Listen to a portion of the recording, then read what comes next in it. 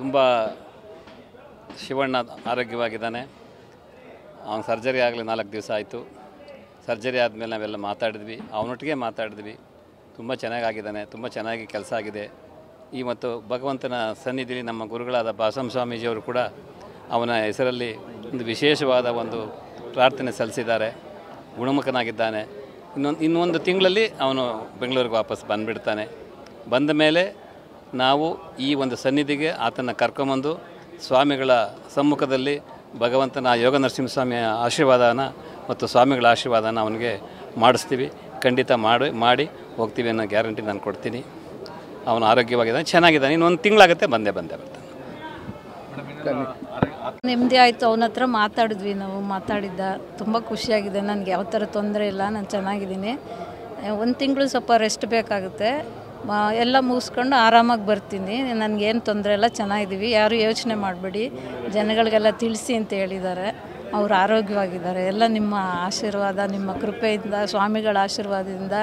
ಅವರು ನಮ್ಮ ಮನೇಲಿ ಯಾರಿಗೇ ತೊಂದರೆ ಅದು ಸ್ವಾಮಿಗಳಿಗೆ ಫೋನ್ ಮಾಡಿ ಹೇಳಿದ್ರು, ಅವರೇ ಯಾವಾಗಲೂ ಪೂಜೆ ಮಾಡಿ ನಮಗೆ ಪ್ರಸಾದ ಕಳಿಸ್ಕೊಡ್ತಾರೆ.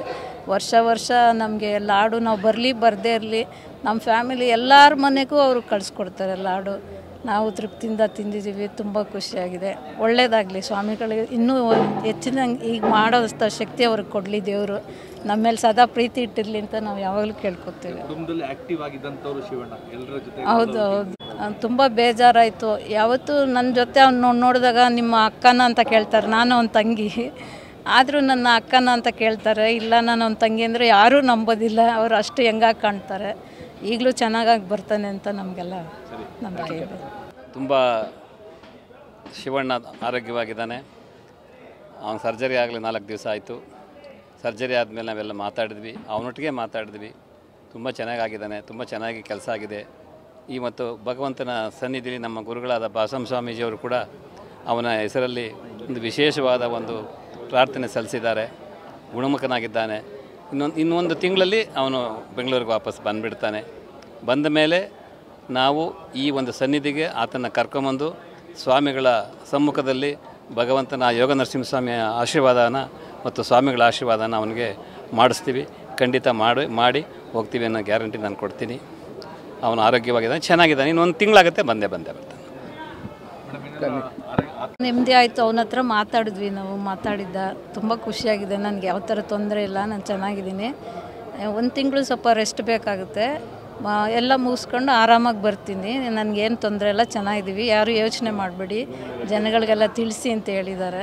ಅವರು ಆರೋಗ್ಯವಾಗಿದ್ದಾರೆ. ಎಲ್ಲ ನಿಮ್ಮ ಆಶೀರ್ವಾದ, ನಿಮ್ಮ ಕೃಪೆಯಿಂದ, ಸ್ವಾಮಿಗಳ ಆಶೀರ್ವಾದದಿಂದ. ಅವರು ನಮ್ಮ ಮನೇಲಿ ಯಾರಿಗೇ ತೊಂದರೆ ಅದು ಸ್ವಾಮಿಗಳಿಗೆ ಫೋನ್ ಮಾಡಿ ಹೇಳಿದ್ರು, ಅವರೇ ಯಾವಾಗಲೂ ಪೂಜೆ ಮಾಡಿ ನಮಗೆ ಪ್ರಸಾದ ಕಳಿಸ್ಕೊಡ್ತಾರೆ. ವರ್ಷ ನಮಗೆ ಲಾಡು ನಾವು ಬರದೇ ಇರಲಿ, ನಮ್ಮ ಫ್ಯಾಮಿಲಿ ಎಲ್ಲರ ಮನೆಗೂ ಅವರು ಕಳಿಸ್ಕೊಡ್ತಾರೆ ಲಾಡು. ನಾವು ತೃಪ್ತಿಯಿಂದ ತಿಂದಿದ್ದೀವಿ. ತುಂಬ ಖುಷಿಯಾಗಿದೆ.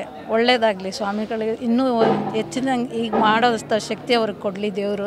ನಮ್ಮ ಮೇಲೆ ಸದಾ ಪ್ರೀತಿ ಇಟ್ಟಿರಲಿ ಅಂತ ನಾವು ಯಾವಾಗಲೂ ಕೇಳ್ಕೊತೀವಿ. ಹೌದು, ತುಂಬ ಬೇಜಾರಾಯಿತು. ಯಾವತ್ತೂ ನನ್ನ ಜೊತೆ ಅವ್ನು ನೋಡಿದಾಗ ನಿಮ್ಮ ಅಕ್ಕನ ಅಂತ ಕೇಳ್ತಾರೆ. ನಾನು ಅವನ ತಂಗಿ, ಆದರೂ ನನ್ನ ಅಕ್ಕನ ಅಂತ ಕೇಳ್ತಾರೆ. ಇಲ್ಲ, ನಾನು ಅವನ ತಂಗಿ ಅಂದರೆ ಯಾರೂ ನಂಬೋದಿಲ್ಲ. ಅವರು ಅಷ್ಟು ಹೆಂಗಾಗಿ ಕಾಣ್ತಾರೆ. ಈಗಲೂ ಚೆನ್ನಾಗಾಗಿ ಬರ್ತಾನೆ ಅಂತ ನಮಗೆಲ್ಲ ನಂಬಿಕೆ ಇದೆ.